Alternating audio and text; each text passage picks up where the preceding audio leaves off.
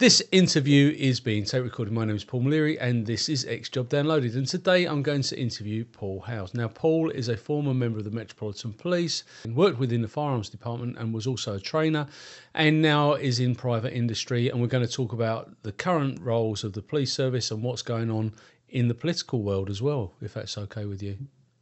Yeah, carry on. Yeah, I mean, try not to be too extreme. No. Look, you can be as vocal as you like, mate. It's your platform, and we're all entitled to an opinion, as we keep being told by everybody else, because everyone else can have an opinion. It just seems that their opinion's more important than ours. So, but no, we'll come into that. But where did it all begin for you? Where were you born, and what was your inspiration to join the Metropolitan Police?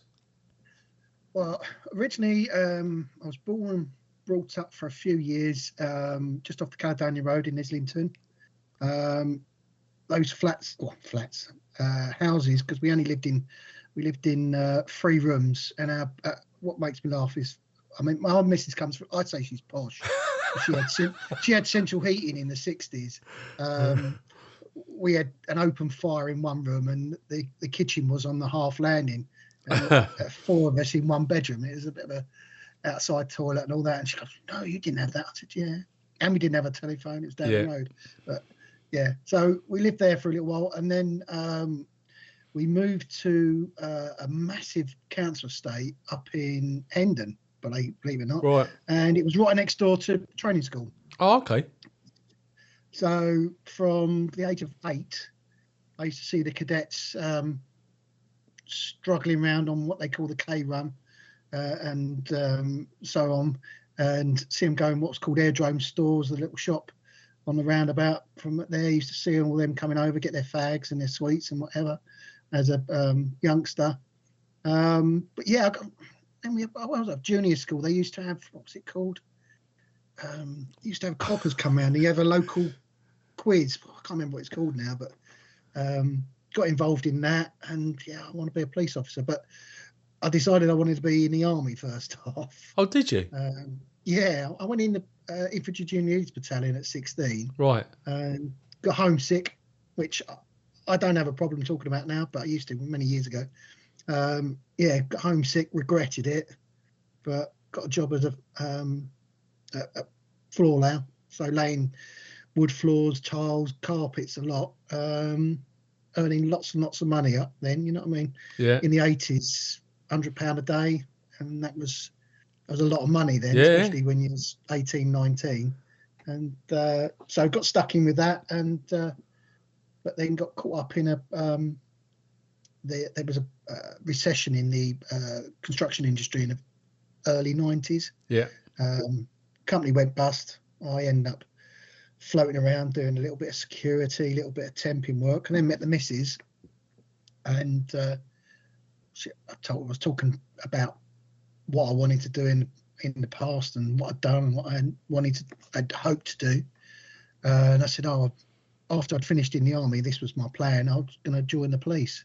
She said, well, why don't you? I said, I'll give it a try. But because I'd been made bankrupt because of the... oh, did you? Yeah, which was a big pain. Yeah. The police don't take bankrupts. Fair enough. But a friend of the family, who was an inspector at Peckham at the time, he said, why don't you try the specials? And I went, oh, well, they won't take me. He said, yeah, they will. So joined the specials, done 18, 20 weeks or weekends at training school, and then was posted to Bromley Division as it was then. And then, yeah, got in loads of trouble because don't get enough training as a special, but you're sent out. And I was so keen, got taken under the wing of a couple of regular coppers, so I got to learn loads of stuff. And then once I've been discharged as a bankrupt, so I joined the regulars. Oh, good for you. In 98. So I got back on schedule then with the help of the missus, because it was around that sort of time I was hoping to join anyway. So it's interesting, isn't it? Because part of the I mean, they call it code of ethics or whatever you want to call it, the discipline code, was that you weren't allowed to have debt, were you? I mean, that was part of, you couldn't have a debt, and if you had a debt, then everyone had debt because they had mortgage, but I suppose they were talking about bankrupts and what have you. And we also had to get permission when I first joined to buy a house and get married. But yeah, I mean, it has changed, and not all for the good. There are some good bits, but it's not all for the good.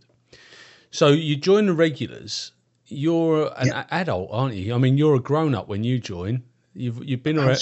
You've been around the block. 31. Yeah, and that that makes a hell of a difference when you walk into a classroom full of 20-year-olds or 21-year-olds. Our class, well, our whole intake. I mean, we was one of the.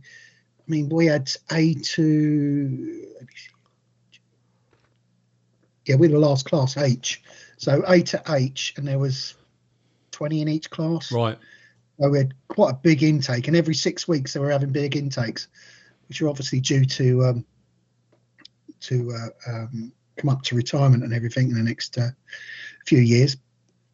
But there was quite a varied age group. We had your 18, your 19-year-old, but there was one guy who was, he's ex-fireman, he was, been a station officer and everything, and he was like 52. And I said, what the hell are you doing? He said, he's drawing his pension as a fireman, and he come to Hendon. Join the coppers. 26 years ago. Yeah, so there was a varied amount. So, but in my class, I was the eldest, but not by too much. No. But there was youngsters there, and there was a little bit, I'd say a clash, but there was a sort of misunderstanding of what is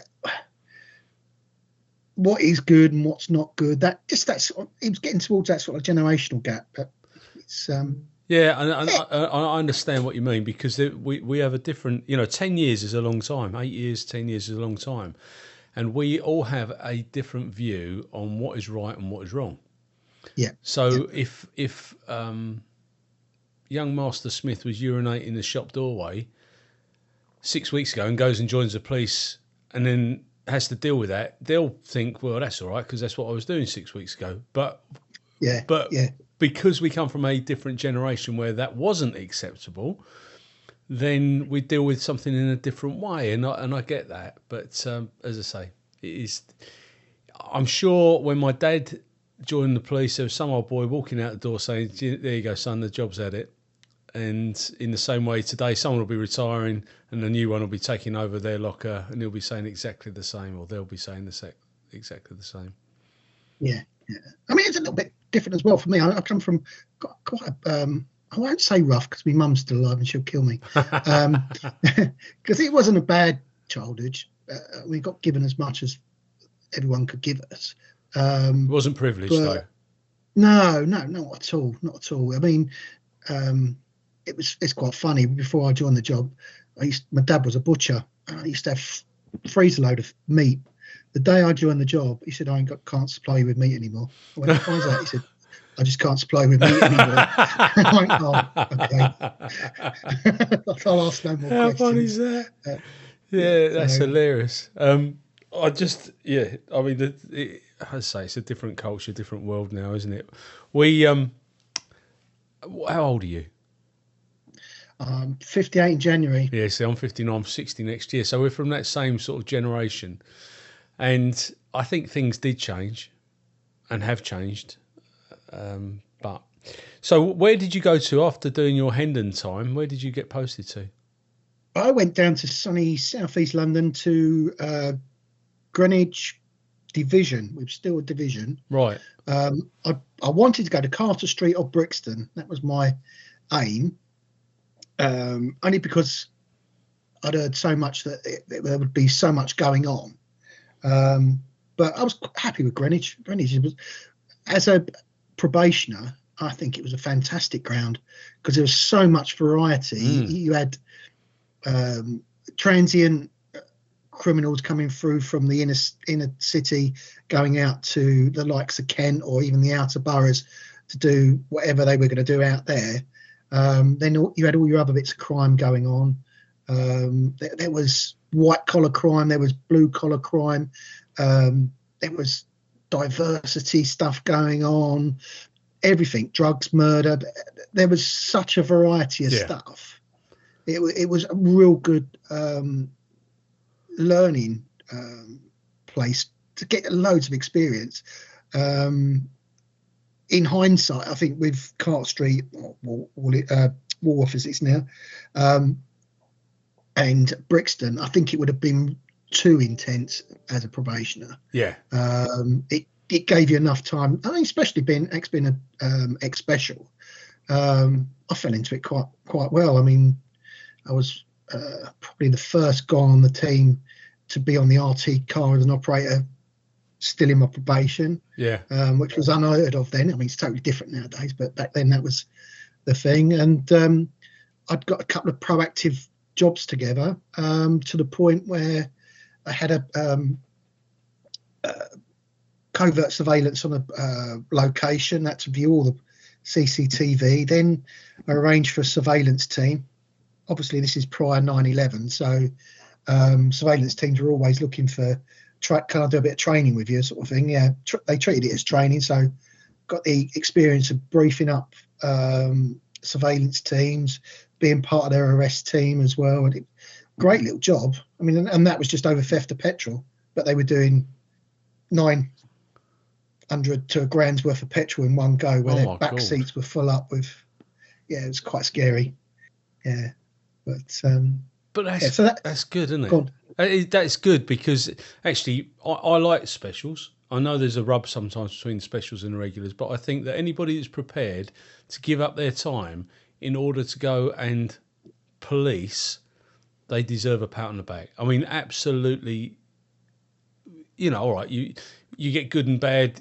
You get good and bad in regulars. You get good and bad in specials. That's life.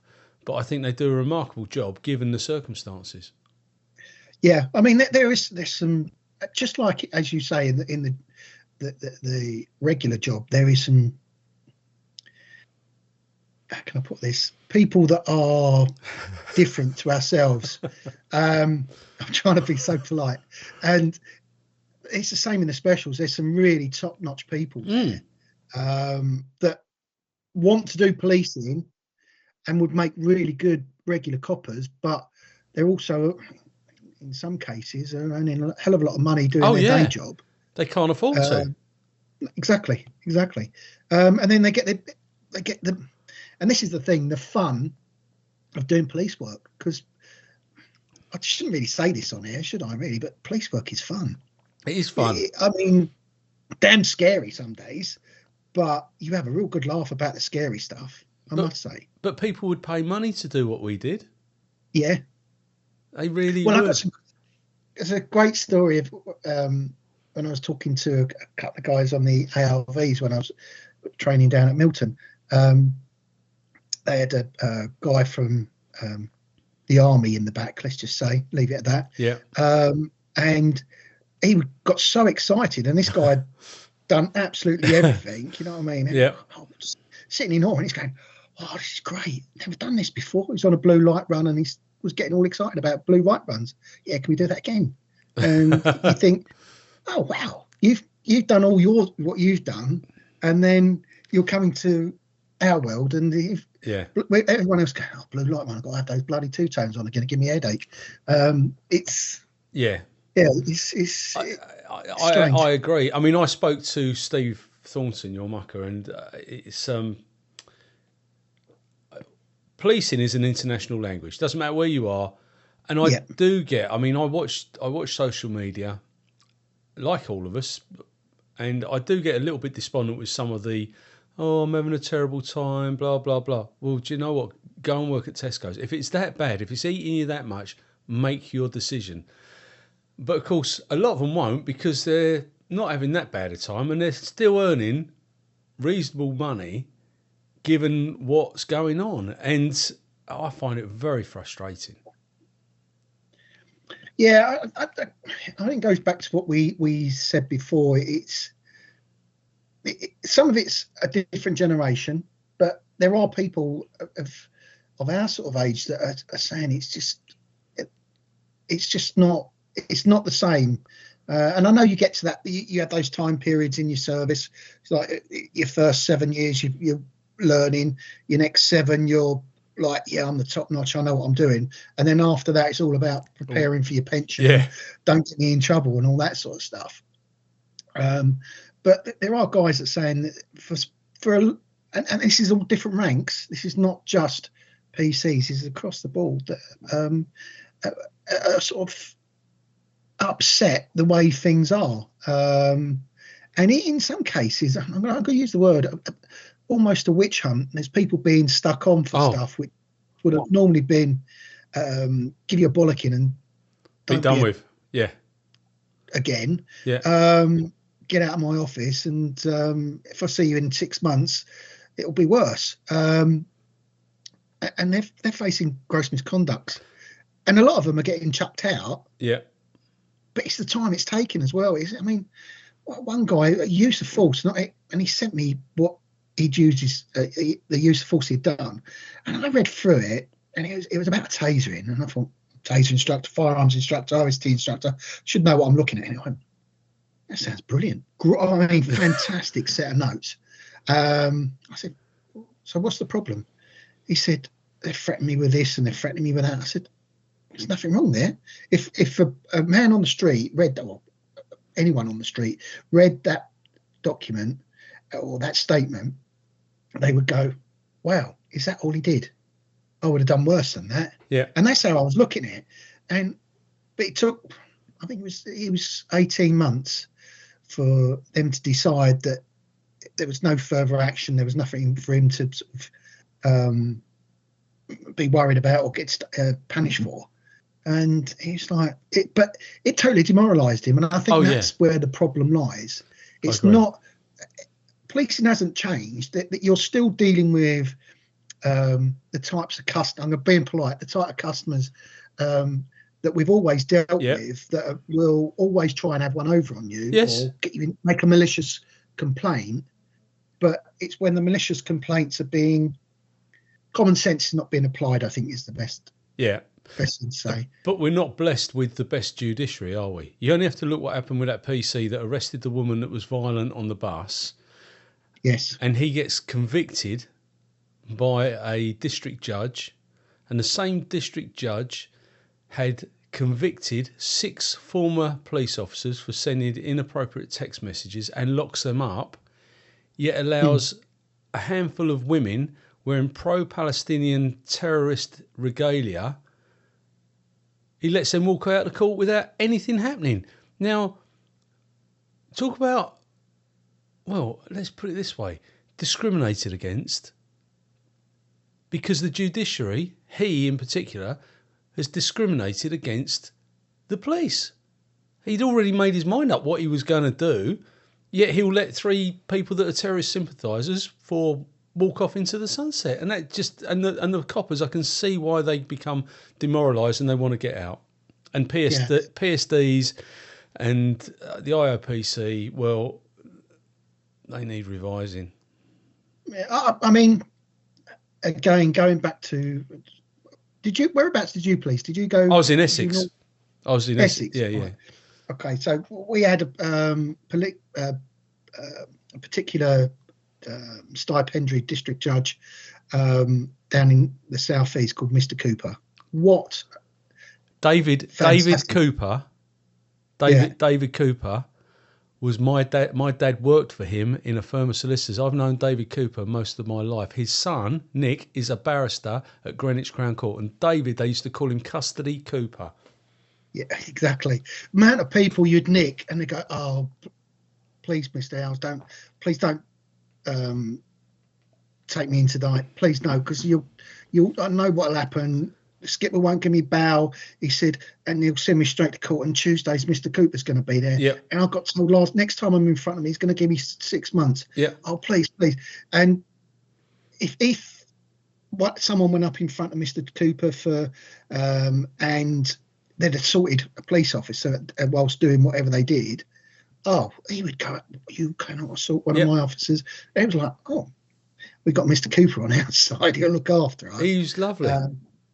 But he was a good defence. He was a good defence lawyer as well, because he was a very balanced man. Yes, yeah. I mean, he was very fair, and that was. I think most of the time, the bad guys know. Our customers, let's call them customers. Our customers, they know it's a game, don't they? Of course they do. And the old sweat. Yeah. criminals, Yes. they go, oh yeah, fair cop, all right, what's going to happen? And they'll talk to you, and they know it's a game. Yeah. They know what's going to happen at court.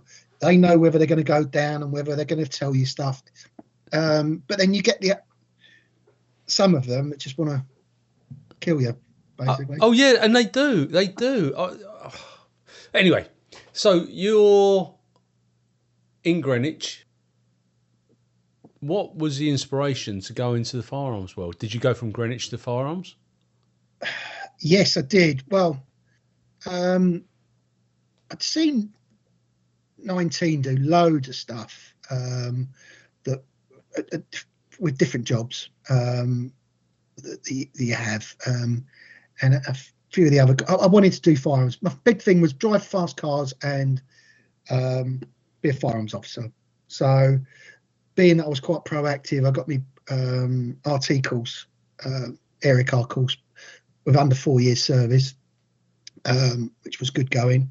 And because one of my team was ex-close protection, it was actually a special branch at the time, or had been special branch, I wanted to go into close protection.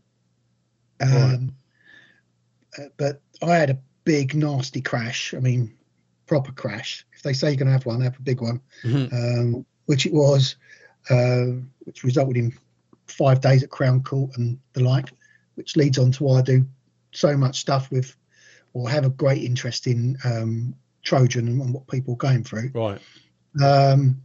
After I came out of that, I was totally demoralised, to be perfectly honest. 19 came out. One of my skippers was about to go for it, having come back, having been a PC and come back out onto team as a skipper, and he was going to go and do it. And DPG came out as well. But I was so, as I say, so demoralised that I thought, I just don't think I've got the confidence to go for 19. I went for DPG, got that, and moved in 2005 over to DPG on the firearms side. And what office were you at? Were you Apex? I was at Cannon Row, the old A2 building, which is now the Yard, the new Scotland Yard. So our base was, well, one lot was in the basement or sub basement, and our base itself was up on the top floor. So we could see right into the street, actually. Oh, could you? Yeah. I did an interview with Stephen Burke, who was he was a duty sergeant there. He happens to be my cousin, and he took me. I can't remember what year it was, but Remembrance Day Parade. We stood in Downing Street, in the entrance of Downing Street. Nobody else was there, and right by the cenotaph. It was absolutely amazing. But yeah, it is an interesting place to. I find it really, really interesting. Getting to go to some places that members of the public would or only dream of getting into, and on a night duty, sitting in number 10 watching videos in case anything happens outside, because no one's outside, so you don't have to stand outside, so you go and sit indoors and just sit there waiting. I'll put the video on while we're keeping an eye on the what's going to go on outside, but security guards there watching the screens, they'll tell you, someone's going up the road, okay, you go out. And nobody's going to come through the roof.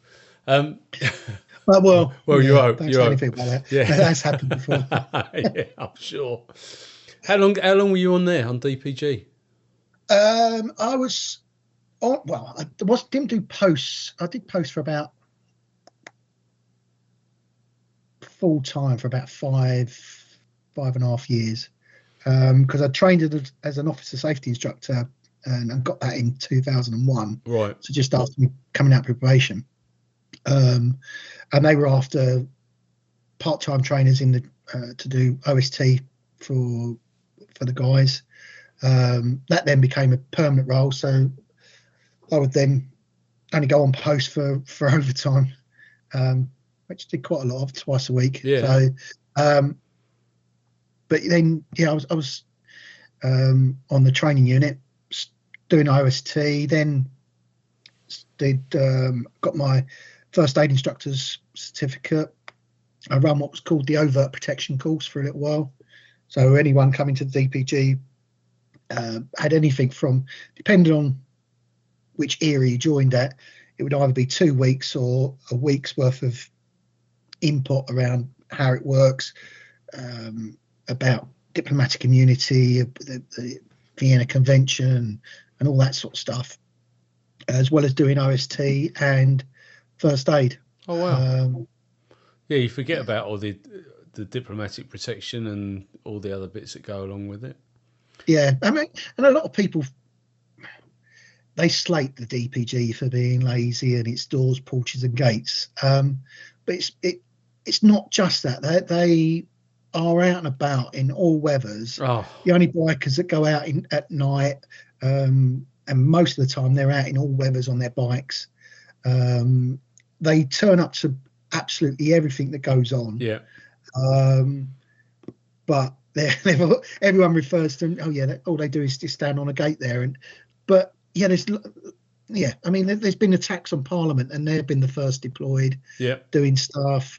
American Embassy. Last time someone drove at that, they've done their job. There was some things around training, but they dealt with the situation. And actually, I was working with Lobby on the desk at the time, and we were talking about extractions from vehicles, because they did an extraction from the vehicle, right? Which they've never been taught per se, and they done it, just worked through it, and they was thinking on their feet. So they are very, very good, and there's a lot of skills there. People think they're just, as I already said, the lazy so-and-sos, but there are ex-flying squad detectives, or what's flying squad detectives, retired now. Believe it or not, there's ex-special forces, there's paras, Marines, all this background, even, I said special forces guys. So they're not exactly... No, they're not shrinking violets, are they? No, they're not. And that's probably the best way to put it. But seen it, done it, and not bothered. I mean, you only have to look at the issues where the officer was killed in the yard at the Palace of Westminster. Keith. Yeah, Keith Palmer. Did a lot of training with Keith. Did you? Yeah, I mean, he's part of, because the DPG, when it became Pad P, amalgamated with the old, I can't remember what they were, but whatever Parliament palaces were down there, I can't remember the number they got allocated, and so we had an unarmed side as well. So they would train with our guys, because they end up with firearms. Well, it's changed a lot since Keith died, but before that they had certain patrols going on, which is quite controversial, but that's by the by. So Keith had the same officer safety, first aid training as the firearms guys, and being what he was, ex-TSG, top guy, and he was there ready to take on that threat. And he did, and he paid with his life, and this gets lost in the popular media when they're spending their whole lives slagging the old Bill off. Exactly. Yeah. Keith was a lovely guy, and it was a shame. Yeah, but very sad. It's these things happen. Yeah, too often at the moment, I'm afraid. But and this will bring us on to the thin blue line badge. I mean, you've put a poll on LinkedIn. Do you support it? Don't you support it? I mean, I've got a view. Get that blue lamp out. When I was a youngster, you couldn't have anything on your tunic. You could, other than a poppy. The only thing you could have on your uniform was a poppy. Now, and I do see some officers, and they're lit up like Christmas trees. They've got more bloody. But the badge, I haven't got my thin blue one, but I've got my poppy one here. The badge, what that is, that stands for unity. It's the solidarity of officers who support those people that have given their lives in the execution of their duty in order to keep us safe. Nothing more, nothing less. There's no political affiliation to it. I mean, what is your overall view around that? I mean, that poll came out of me being a little bit angry more than anything. I wasn't doing social media and drunk, which is a big no-no for anybody. Yeah. But I was just reading through, and I was getting upset with the commissioner with him saying that they couldn't wear it, but then other counties and BTP and other forces were allowing it, and there was a failure to understand what you just said around the unity. It's there to remember all those guys the likes of Keith and others that have given their lives over the years whilst doing their job. Yeah, as simple as that. We swear a loyalty to the Crown when we take our attestation. So that's the flag that represents that. Yeah. The line going through it, that's because not necessarily blue now, but the uniform in the past was a blue colour, and it was there was never enough of us to go around. So hence, like the old the going back to in history about red coats and the thin red line and all that, but that's our thin blue line through there, and that's how we remember. It's become a way of remembering those poor so-and-sos that didn't make the 6 month club, basically. I can understand where they're coming from. Uniform standards, but if there's going to be uniform standards, we can't have anything, and that includes, and don't anyone ever listening to this take the wrong way, we can't have pride stuff. We can't have any other thing that associates with any other affiliation with absolutely anything. Or I like this because it's prostate cancer, or I have this because it's Macmillan's, or it's I can't remember what the pink bow is. One of those. Breast cancer. We don't have any of that, and no one wears anything like that at all. And we have a bog standard. That's your uniform. Yeah. But if we're going to allow one thing, and which has been allowed in the past, then we've got to have an understanding.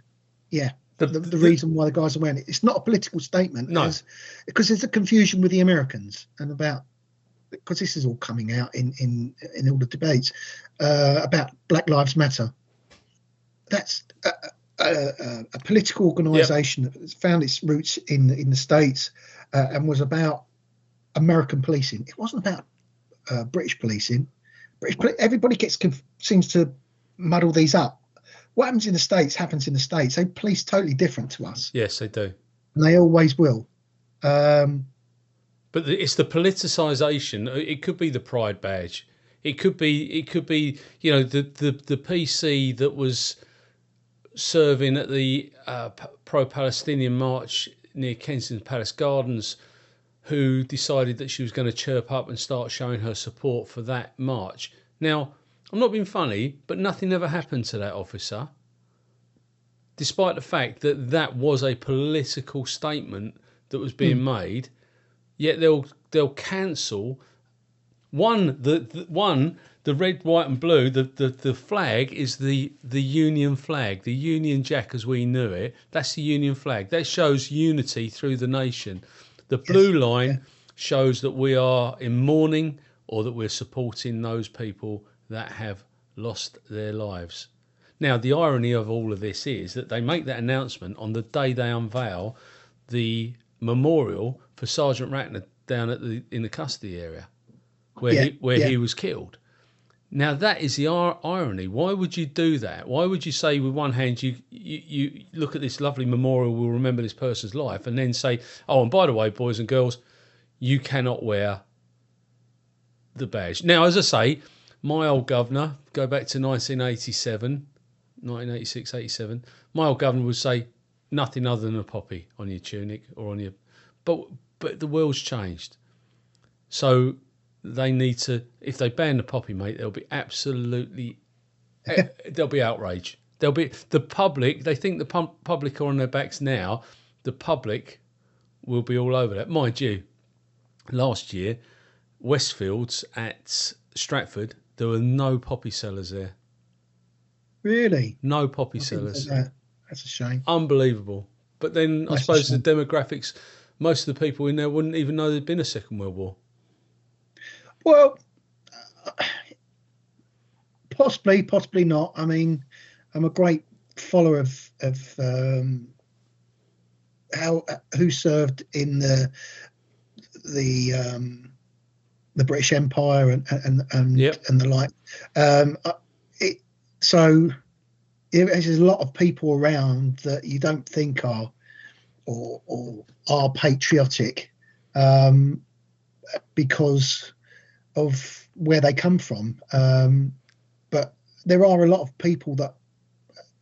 Oh, I agree. I agree. And I raise my hat to them if I wore one, and say, yeah, well done, brilliant. You are as British as anyone else. I agree. It's so. I think the problem is probably because of a minority with regards to the political statement that a poppy can make to some people. Yeah. It doesn't to me. I mean, that's just there to remember the reason why I can now be gobbing off on here. Yeah. And not have the Nazis or the communists doing whatever they were going to do. But yeah, it is a shame for whatever reason that was. That is a shame. It is a shame because that should never be forgotten. I mean, I'm just like yourself of an age where I remember talking to ex-World War One veterans in their 80s and World War Two veterans. I just remember my dad used to belong to a ex-servicemen's club up in Hendon, and as it was the 80th anniversary of Arnhem, I remember one of his mates. He was an ex-Gren Guard, massive bloke, absolutely massive, and he was Market Garden, one of the guys that went up the road. And I remember him talking to me about it, and yeah, it was amazing. Well, what he wanted to say, obviously he didn't tell about the hell that he'd gone through. But they were remarkable people, weren't they? And we should never forget. I'm going to a funeral on Friday of Don Shepard, who was 104, and he passed away a couple of weeks ago. And I interviewed him. He was my third podcast, and he had me in tears. He read the dedication out in his front room, and I was in tears. And it's just, but they're remarkable people, and we shouldn't forget them, and we should never forget the police officers that have given their lives in order to make sure that we can sleep safe at night. And I'm disappointed in Mark Rowley. I'm not surprised. I'm not surprised by him or the senior management in the Metropolitan Police because they don't want to offend anyone. They've got. I never thought I was going to say this, but I'm going to say it. They've got a bloody difficult. Of course job. they have. I mean, that's why they get paid the big bucks, though, mate. I could do that job, but then you sit down and you think they're being pulled from pillar to post by politicians, by members of the public, by people that have got more of a louder voice than others, and they're trying to please everybody all the time, and you can't do that. And I think they're by doing that, they're making the police political, whereas if we were apolitical, right, going, no, this is what the law says, this is what we're enforcing, okay, that we're doing that.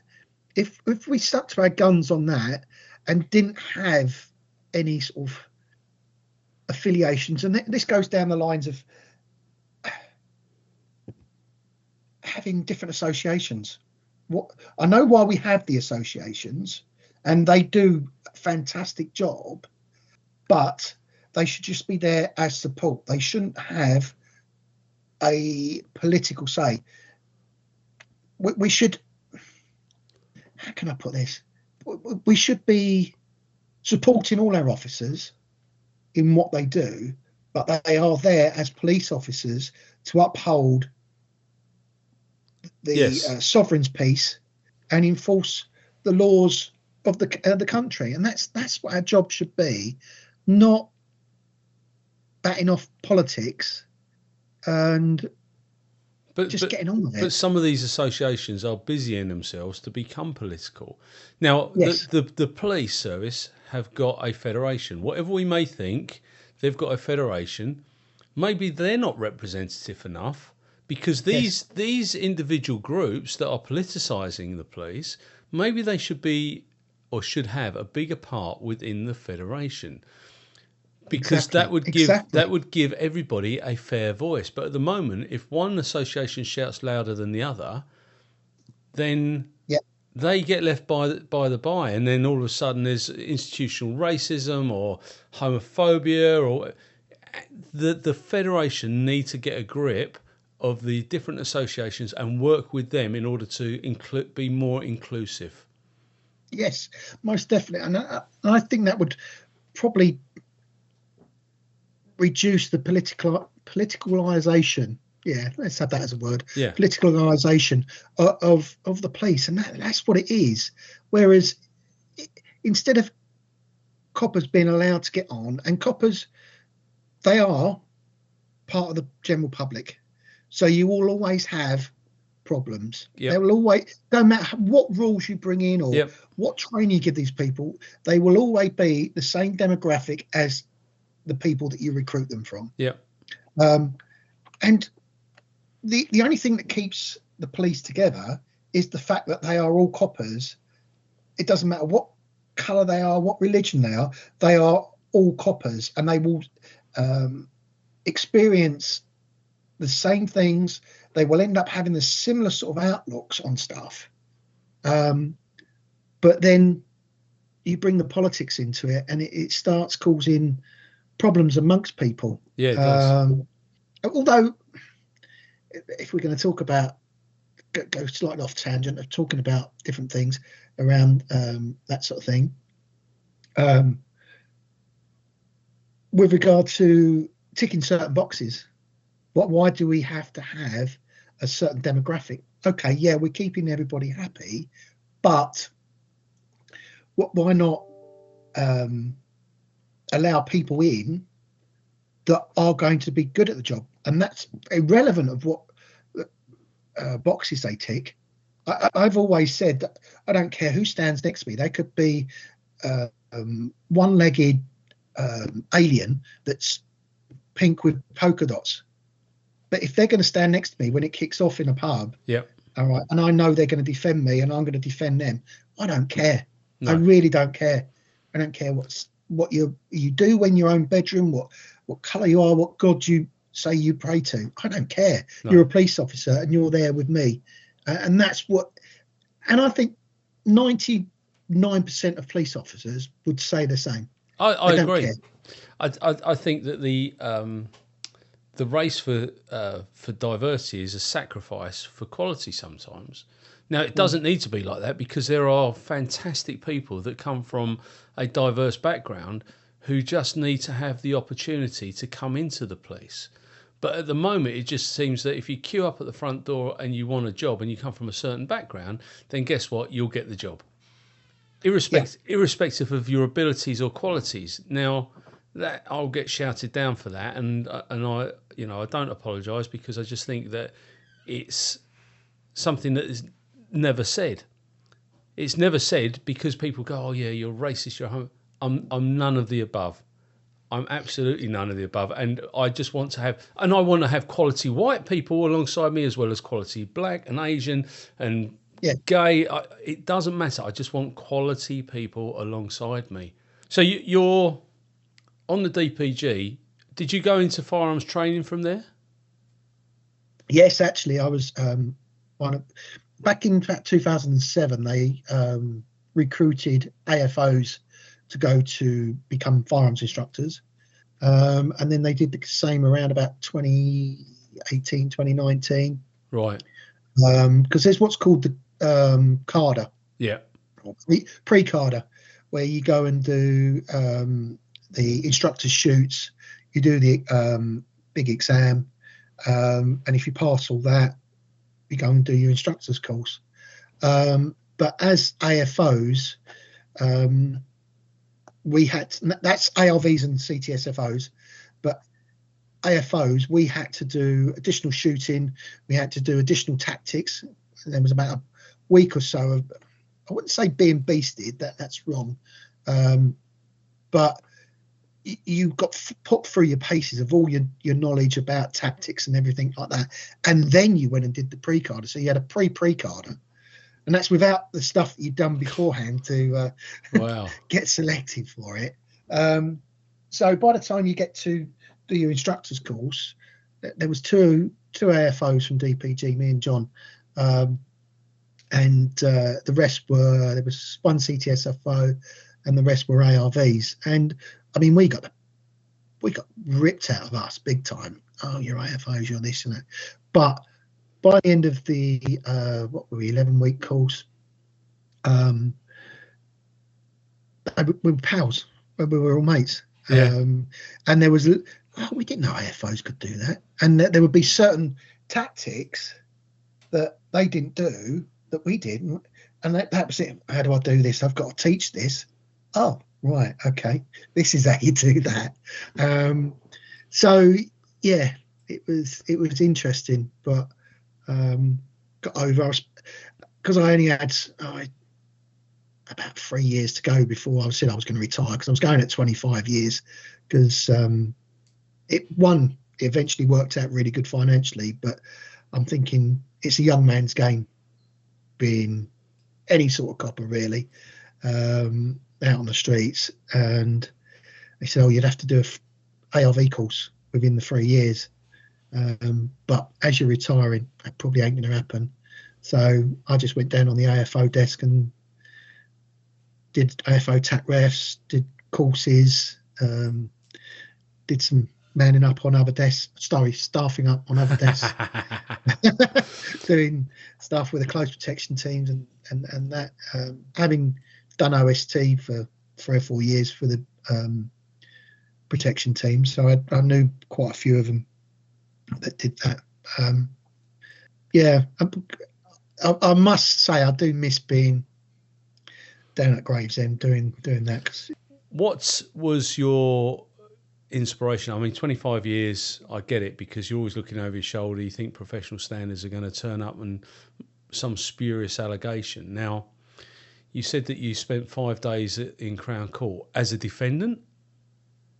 I was being prosecuted, yes, for dangerous driving. It was quite a surreal thing. Was going to, it came about from going to an urgent assistance. Now, urgent assistance, as you probably well know, there's people that call urgent assistance, and then there's people that call urgent assistance.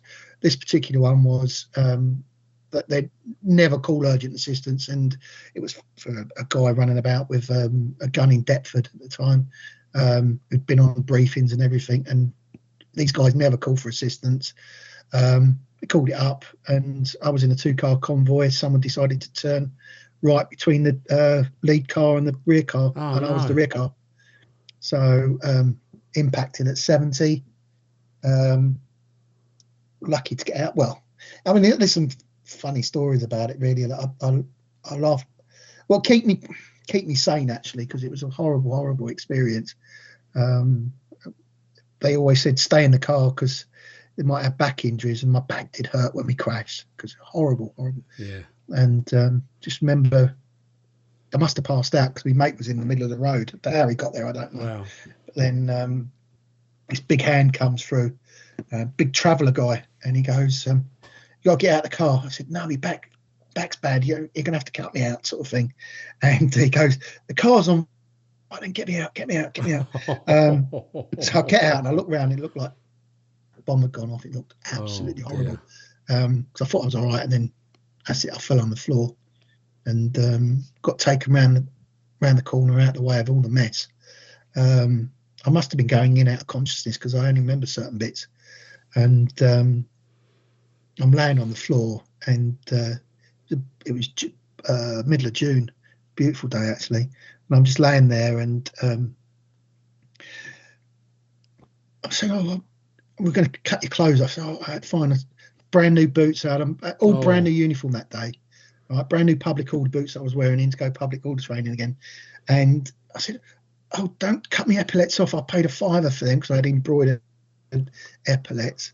And then I'm just laying there looking up, and I went, "Oh, it's getting cold and it's gone dark." And as I've said that, this beautiful face appears, female face appears in my thing. She went, "Shut up, you're laying on the cold concrete and I've just put sunglasses on you to stop the sun getting in your eyes."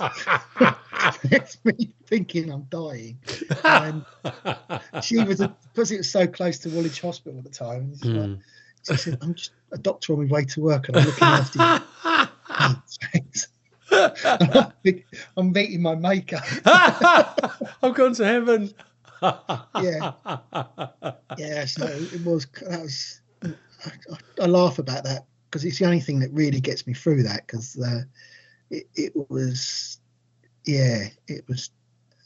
It's not a nice situation to be in. Where did you go to court? Go on, sorry. Where did you go to court? I went to Bow Street, Horseferry Road, and then Southwark Crown. I went to number 1 court at Bow Street, and I don't know whether you've ever been to, but it's not there anymore. Obviously, it's a museum. But when it was Bow Street Magistrates Court, it was an old style lumber concrete with stairs in the middle of the court and a set of railings that you grabbed hold of. Magistrate said, "What are you doing in front of me? You shouldn't be here. Get out." So I went out, got sent to Horseferry Road a couple of weeks later, got put in the high security terrorist magistrates court. So it was all bulletproof windows and everything. Got a security guard sitting next to me, and he goes, "Oh, what are you in here for, mate?" I said, "Oh, dangerous driving." He said, "Oh, what do you do for a living?" I said, "I'm a policeman, and I was driving a police car." And he went, "What the effing hell are you doing in here then?" I went, "Oh, because they take me to court." So, and then I spent 5 days at Crown Court, and it was they retired on the Thursday afternoon to decide what was going to happen. Then obviously it's quite interesting, quite to go off on a tangent slightly, how the courts work, how they all know each other. The judges know the barristers, and barristers know each other, and it's all about talking. They all talk to each other, and it's their job. It's a game to them, but they're chatting away and keeping each other happy and whatnot. So, have a meeting with a barrister after the court's been adjourned, and he says, "You better bring a bag tomorrow, because I don't think you're going to get a custodial." And I was like, Jesus, I got my missus in bits. My dad was there, and it's like, oh my God. So I went home, had a brilliant night's sleep, came back the next day, and the judge had been nice because I didn't have to sit in the box. I was allowed to come forward and sit on one of the desks, because the first day I was in there, all I could hear was the cells down below. It was quite a situation to be in. So yeah, when the court came back in, and the head juror stands up, and they go for how do you, in regards to the offence of dangerous driving, how do you find a defendant? And it was like time stood still, and then you hear not guilty, and the judge goes, "You're free to go." But he had to say that 4 times to me, because I was like total shock. Yeah, wasn't nice at all. No. Yeah, I went through some other crap with the job about driving as well. So yeah, it was. How were the Federation with you? Through that time, how did you fare with the Feds? My Federation reps, I had 2 Federation reps. It was Tony Lawler and Graham Roberts. Graham Roberts was our local, based at Greenwich, and Tony came over from Tower Hamlets. And he was a top-notch guy. Tony backed me up 100%. He knew all the solicitors and the barristers and whatnot by first names as well. We had Reynolds Dawson, and Mr. Reynolds was my solicitor, and what a lovely man, absolute lovely man. Not because he got me off, but because he did probably 110% of what he had to do, and yeah, it was great. But then the job became a little bit nasty afterwards. I mean, on the day, DPS shook my hands. We ain't going to do anything. Brilliant. Traffpole skipper came up. Governor, not the skipper, because the skipper had retired. He was horrible. He was horrible. Even his team hated him. Kent police hated him as well.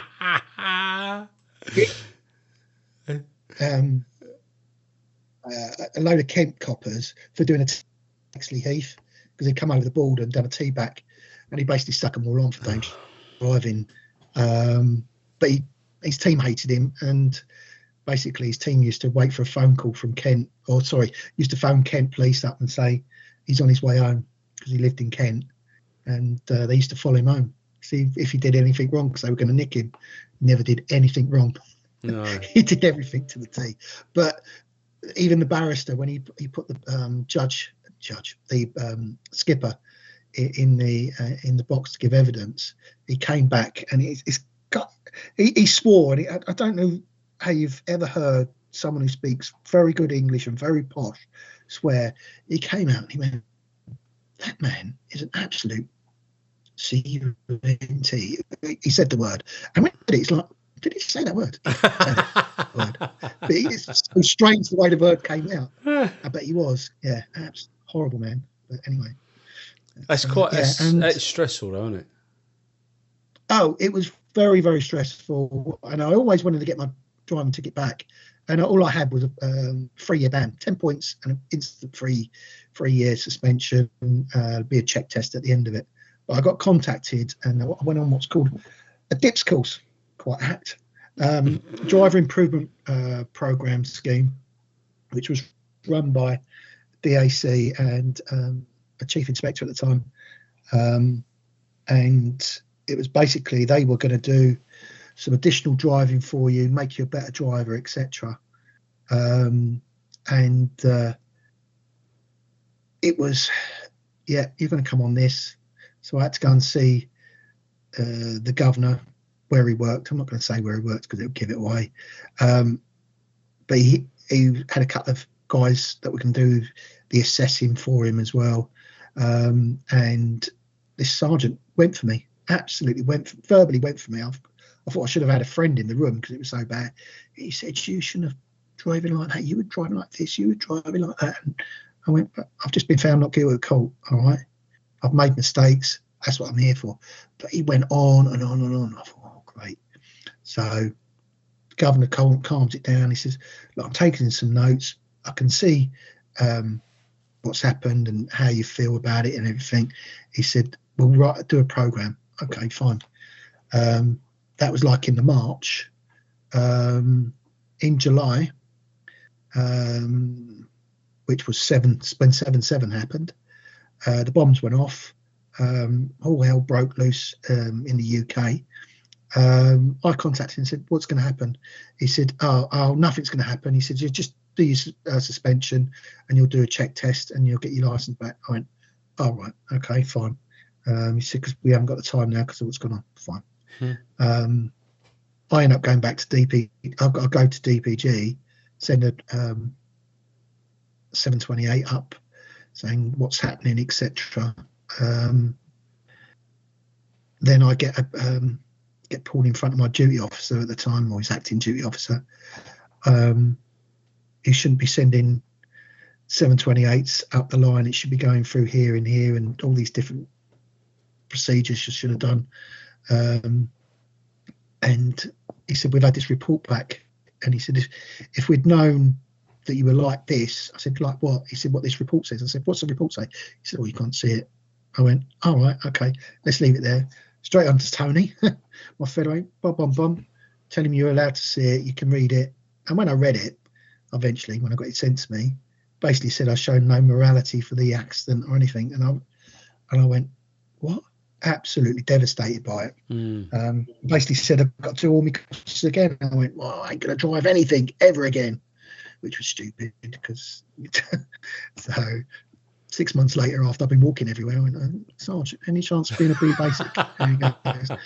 Yeah, I'll get that for there. But I end up doing a 2-hour check test. Not for a Billy Basic. No one ever does a check test like that. It's normally just drive around the corner and say, right, you didn't hit the curb, you didn't crunch the gears, you passed. Oh, I did 2 hours. It was like I was on a advanced course test day. It's unbelievable.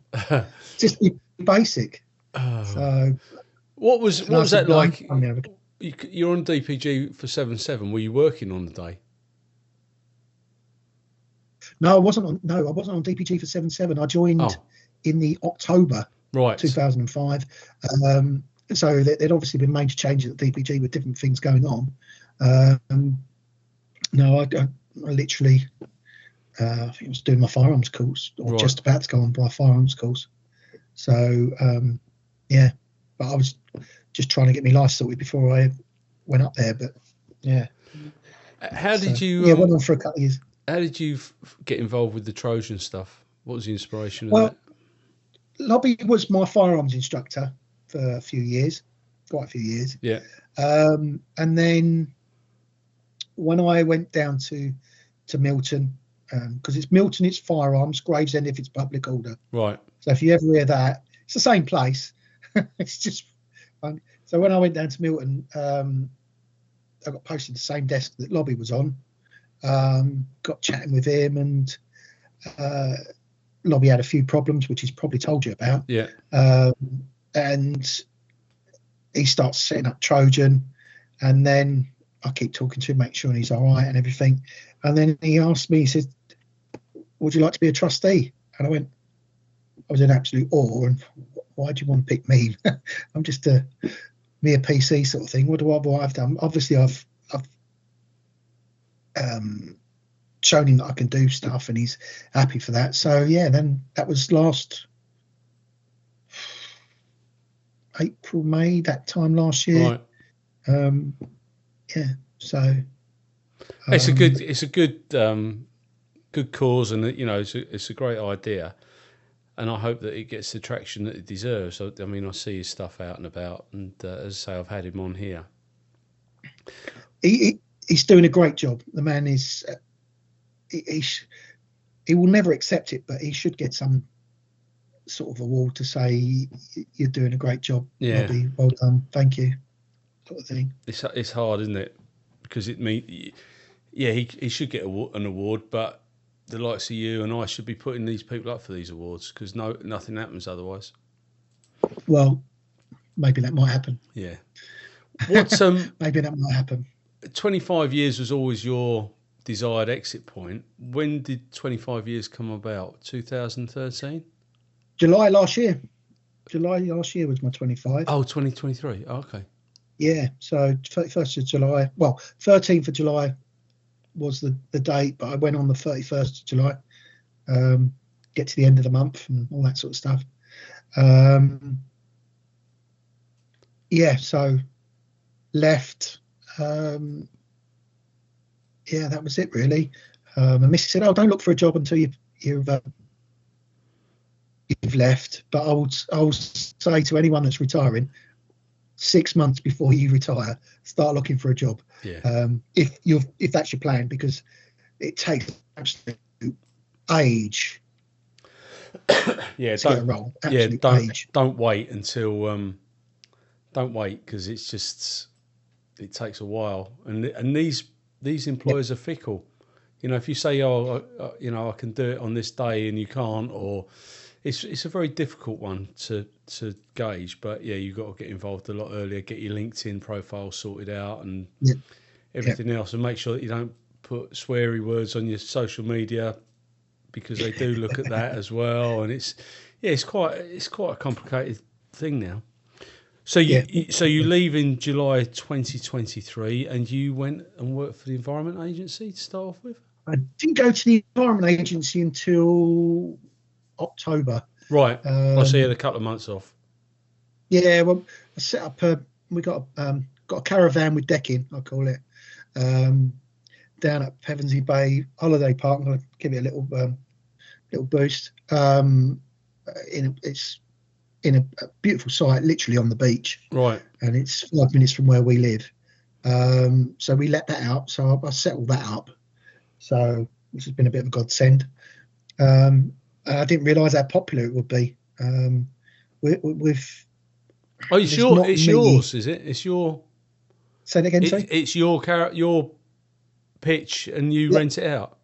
Yeah, oh, cool. I spent 85 grand, I think it was, of my lump sum on buying it, setting it all up, and getting it all prepared. And we let it out through Booking.com, Airbnb, word of mouth, all that sort of stuff. You should stick it on my services site. On your what site? My services site, xjobservices.com. I might have to find that. Have a look at it. There's a free of charge point of entry, and I also put it on I've got a travel site just for former police and military personnel to advertise their properties on, and that's on Facebook. But if you do the first one, I'll put it automatically on the second. Brilliant. I'll have a look at that afterwards, Paul. That's great, mate. And you can do that. It'd be my pleasure. We're reasonable. Don't get me wrong. We're reasonable, and it's got Wi-Fi. It's got a lovely. I mean, the site itself. It's got an indoor pool, little gym, bar, restaurant, Perfect. Entertainment. 2 minutes from the beach, literally, and you've got Pevensey Bay itself with its pubs and restaurants one way, which is about a 15-minute walk. Then you got the harbour, which is 15-minute walk the other way, and then there's a bus stop literally outside. Nice. The main entrance that can take you straight into. You can go one way. You can go Bexhill, Battle, and all those places, or you can go into the centre of Eastbourne or Brighton, all those places. And it's fantastic. There's a bus called the 12X. My wife's been on it. £2, and you get all the way to Brighton. Stops right outside the pier. Wow.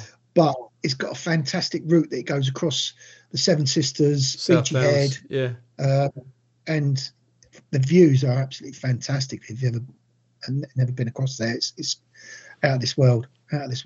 So cool. Yeah, no, put it on there, and as I say, it's a repository for former police and military personnel to advertise their businesses. And we've got a free of charge entry point, and then there's you have to pay if you want to do the other stuff because there's bandwidth and videos and that involved. But it's good. It's good, and it's popular as well. So you're doing that, and that's busy. But of course, you're now getting into the winter time. Do you still let it out in the winter? Yeah, I mean we haven't. We had someone in. They went early because the rain and everything yesterday, but we got like a 10-day period where we haven't got anybody in, and then we're fully booked right up to Christmas and over Christmas. Wow. And then I've let it out to a mate of mine for 6 weeks. Nice. After Christmas, because it has to shut down for 2 weeks, which it does the end of February. And then we're getting loads and loads of start again. People booking already for 2025. Perfect. So it was a very good investment. It's helped through different stages when work has been a bit light and whatnot. But yeah, it's it's good. So you did that. Then you went to the Environment Agency. Yes, so I went to the Environment Agency as a fisheries enforcement officer. How was that? I can see by that wry smile on your face, it wasn't the most exciting part of your life. It was a 3-minute commute, which was fantastic. But you were covering the whole of Sussex and half of Hampshire and the Isle of Wight. I'm going to try and be polite about this. How can I be polite? By January, I started in October. By January, I don't let this be known, but I'm going to let it be known now. I wanted to leave. I didn't like being there, and I was looking for stuff. And I'd been in touch with Mick and Andre, the MS Solutions. done a course with them and was planning on doing some weekends and doing some assessing work. And any sort of training stuff that came out, it was going to be my little slush fund for holidays and the nicer things in life, sort of thing. Yeah. But I was still on a probationary period there with the Environment Agency. But I don't think I didn't fit there, if I'm totally honest. I couldn't stop being a copper. No. I was told policing is different to enforcement. Okay. Yeah, I didn't know how to use the caution. I didn't know how to say it. And back in the day, I would guarantee at least one body a day. My record was 5 in one day. Every day I was in it. That's why I got my RT call so early, because I was Mr. Proactive, always out there nicking people. Not just nicking them for winding them up, but yeah. So yeah, not TSG style. Yeah, so I had my probation extended, so did the other guy. But then August, got told I had my review. Basically, got those excuses I've just given you. I'm going to have to let you go. I went, wow. I wasn't happy about it, but because it brought on the pains a bit. It's a pride thing, isn't it? Yeah. So, but I thinking about it now, I quite honestly think they've got rid of me. I don't know whether they got rid of the other bloke, because I didn't really get on with him. But if you're listening, mate, I'm sorry. I didn't like the way you treated me. But anyway, that's another story. Yeah. Yeah. So it was. Yeah, get out of that, and it caused a few problems. Set myself up again. So what are you doing now? You're doing M&S Solutions now. Yeah, I'm working with them. I'm an associate at the moment. Right. So I've been putting together a situational awareness and behavioural detection course. Right. That can be used for like we do a lot of work with stewards. Okay. So level 2, level 3 spectator safety courses and stuff like that. Right. Okay. So this situational awareness stuff, we put together a course that can be given to anybody, and it's just an overview. I mean, we're not teaching them behavioural detection. I mean, that's a 5-day course. With loads of practical stuff. This is just to sort of like go, yeah, if you see certain things or they're doing certain things, this might be that it might be lead you to go over and have a chat with them or call your response team out.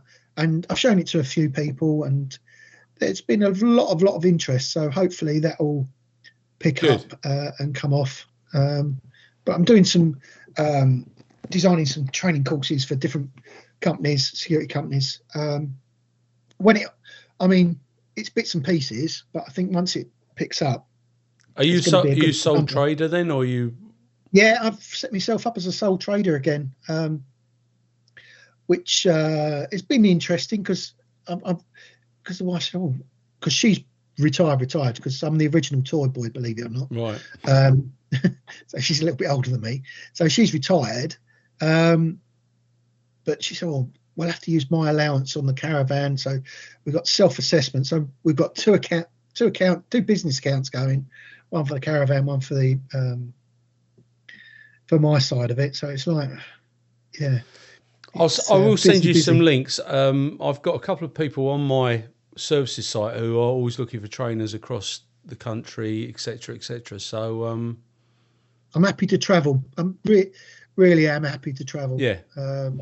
Obviously, I live.